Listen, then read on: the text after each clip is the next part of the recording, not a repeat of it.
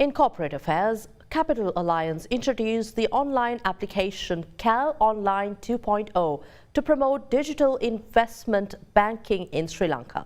During the event to launch the mobile application, Capital Alliance also announced the launch of their financial literacy initiative, Think Thrice, a campaign aimed at educating retail investors.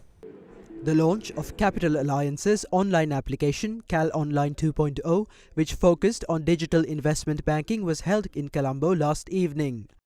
Sri Lanka currently has 700,000 plus CDS accounts. Now these CDS accounts are managed across 26 different brokerages by a total of 321 registered investment advisors.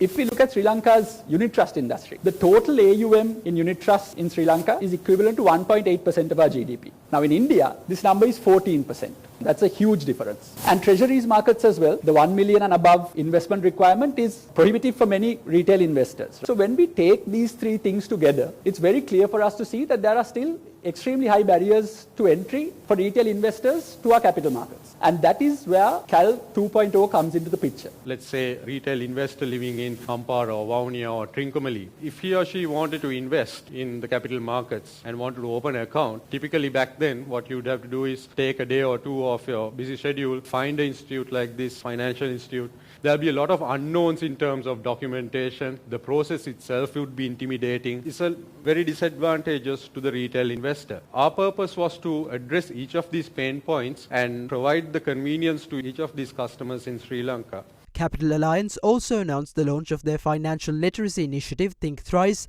a campaign aimed at educating retail investors. We are starting off this campaign to kind of educate our retail investors in particular in terms of the know-how and what they need to kind of look at when they are making the investments, and how critical is it to invest in a scheme which is registered by the central bank and is authorized, and there's a proper investment process behind it before you make an investment decision. We operate in frontier markets. Our market is 200 million people between Sri Lanka and Bangladesh, and we want to grow into other frontier markets. And our purpose is to develop capital markets in these frontier economies, because we believe strongly that prosperity is only possible through the development of these capital markets and by enlisting people to participate in these capital markets.